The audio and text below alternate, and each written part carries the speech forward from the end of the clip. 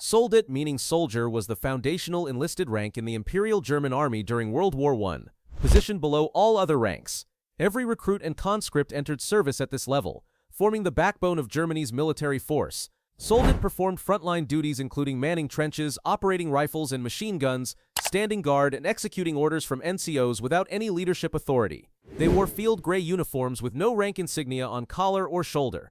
The leather Pickelhaube helmet was standard early in the war, replaced by the steel Stahlhelm from 1916 onward.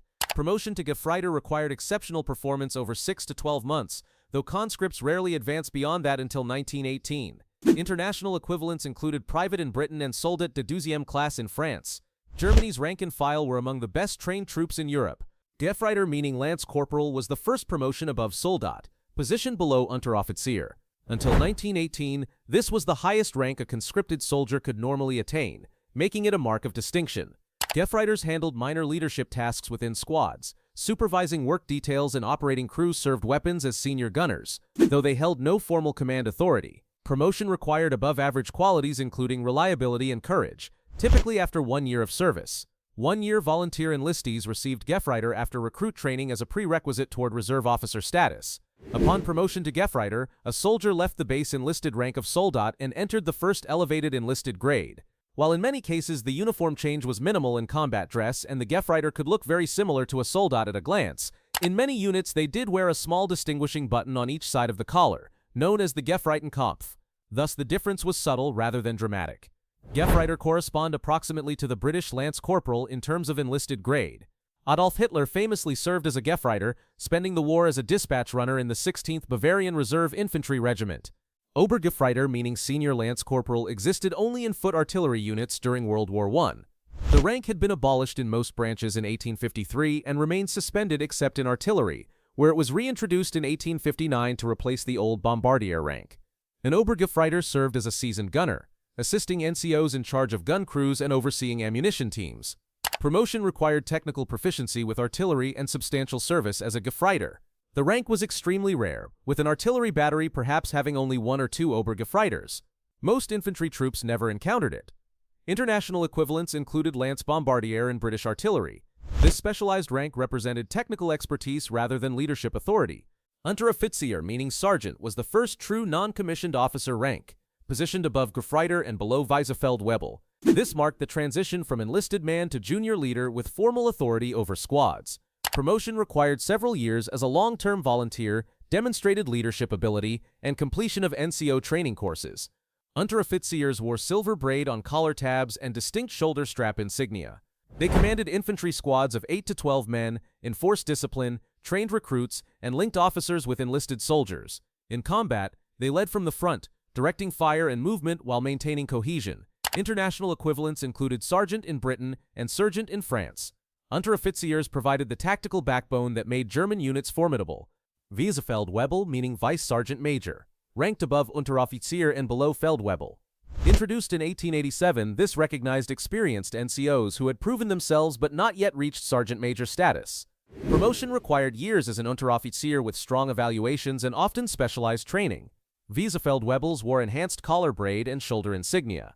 They served as senior squad leaders, assistant platoon sergeants, or company technical specialists. In combat, they commanded multiple squads or acted as platoon deputies when officers were casualties. International equivalents included color sergeant in Britain. Feldwebels represented the professional NCO corps forming institutional memory, often serving 10 to 15 years before reaching this level. Feldwebel, meaning sergeant major, ranked above Feldwebel and below Offizierstellvertreter. This long-established rank represented the pinnacle of standard NCO achievement. Feldwebels served as platoon sergeants or senior company NCOs, handling training, discipline, logistics, and tactical execution. Promotion required extensive service as a Feldwebel, usually a decade or more total experience. They wore distinctive silver collar braid, elaborate shoulder insignia, and often carried swords as authority symbols. Feldwebels managed company day-to-day functions while officers handled strategy. During combat, they controlled platoon elements of 30 to 50 men, directing fire and maneuver. International equivalents included sergeant major in Britain. The Feldwebel was considered the most important NCO in any company. Offizierstellvertreter, meaning officer deputy, was the highest NCO rank, positioned above Feldwebel and below commissioned officers. This recognized the most senior NCOs who could act as officer substitutes. Promotion required decades of service, typically 15 to 20 years, with outstanding leadership and complete tactical mastery. They wore special insignia, including officer-style shoulder boards with distinctive markings. Offizier-style traders commanded platoons independently or served as company senior NCOs. In combat, they took command of companies when officers were killed, a tragically common situation in trench warfare. International equivalents included Warrant Officer Class 1 in Britain. These men embodied institutional knowledge and tactical expertise. Lieutenant, meaning lieutenant, was the entry-level commissioned officer rank, positioned above all NCOs and below Oberleutnant. This marked the fundamental divide between enlisted leadership and officer corps, requiring military academy graduation, reserve officer training, or rare battlefield commission.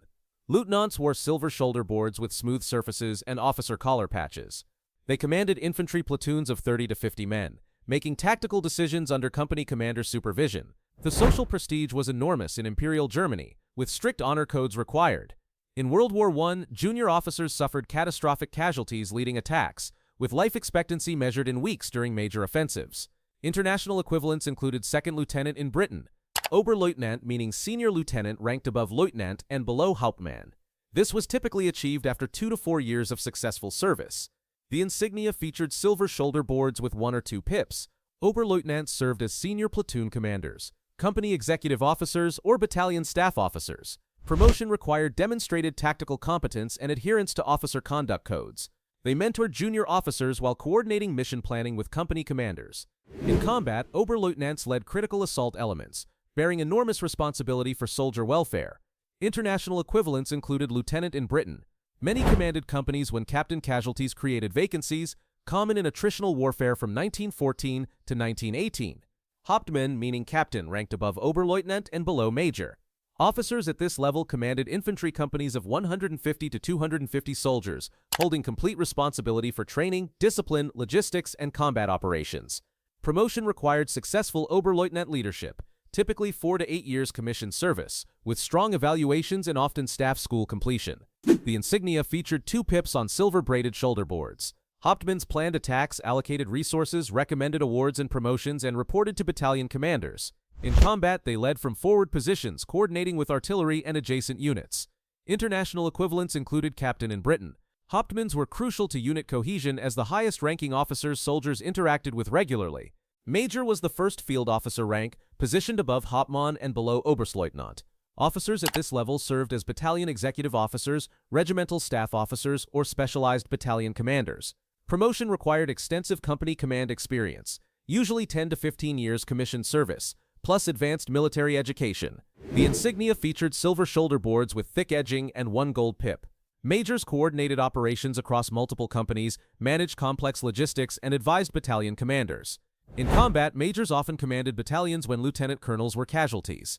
International equivalents included major in Britain.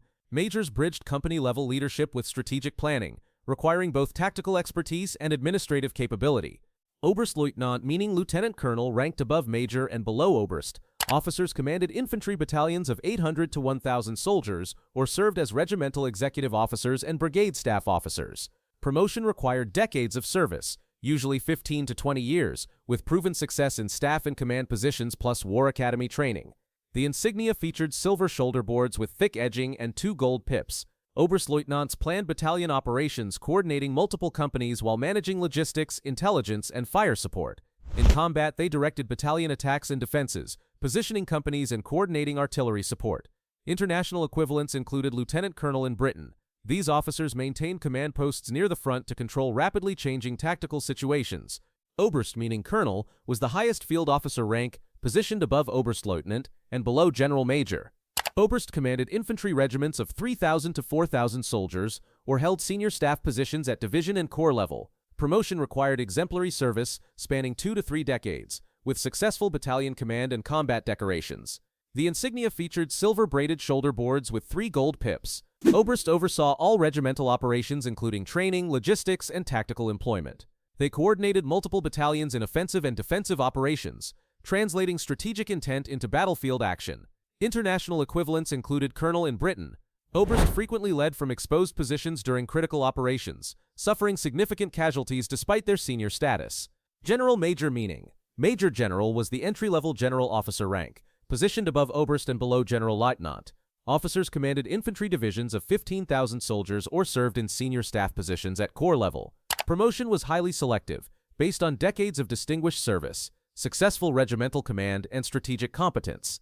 The insignia featured gold-braided shoulder boards interwoven with silver cord and one silver star. General majors planned division operations, coordinated multiple regiments, and managed extensive logistics. In World War I, division commanders bore crushing responsibility for attacks resulting in thousands of casualties with minimal gains. International equivalents included Major General in Britain. These officers translated Army group directives into tactical operations. General Lieutenant, meaning Lieutenant General, ranked above General Major and below General der Infanterie in the Imperial German Army. Officers commanded Army Corps of 30,000 to 50,000 soldiers or served as chiefs of staff at Army headquarters. Promotion required exemplary division command performance, typically after 25 to 30 years service, with proven capability in large-scale operations. The insignia featured gold and silver braided shoulder boards with 2 silver stars. General lieutenants directed multi-division operations, coordinated corps logistics and artillery, and advised Army commanders on strategy. They controlled battles spanning dozens of kilometers, positioning divisions and allocating reserves. International equivalents included Lieutenant General in Britain. These officers operated at the intersection of strategy and operations. General der Infanterie, meaning General of Infantry, was one of several branch-specific 3-star general ranks, positioned above General Leutnant and below Generaloberst. Other variants included General der Kavallerie for cavalry and General der Artillerie for artillery, all of equivalent status. Officers commanded field armies of 100,000 to 250,000 soldiers or served in the most senior staff positions, including the Great General Staff. Promotion required exceptional corps command performance, decades of service, and significant political connections. The insignia featured heavily braided gold and silver shoulder boards with 3 silver stars. Generals directed army-level campaigns, coordinated multiple corps in operations spanning hundreds of kilometers. International equivalents included General in Britain. These officers shaped German World War I conduct through operational planning. Generaloberst, meaning Colonel General, was the second highest rank, positioned above General der Infanterie and below General Feldmarschall. Officers commanded army groups controlling multiple field armies or served as Great General Staff Chiefs directing all military operations. Promotion was extremely rare, reserved for generals demonstrating extraordinary capability. The insignia featured elaborately braided gold and silver shoulder boards with 4 gold pips. Generaloberst controlled operations across entire fronts, directing hundreds of thousands of troops in campaigns spanning multiple nations. Erich Ludendorff effectively held Generaloberst equivalent authority as first quartermaster general from 1916 to 1918, directing German strategy. International equivalents included Senior General in Britain.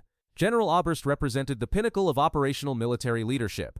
General Feldmarschall, meaning Field Marshal, was the highest rank in the Imperial German Army, positioned above all other officers. This was awarded by the Kaiser as personal honor for commanding major victories or demonstrating exceptional leadership.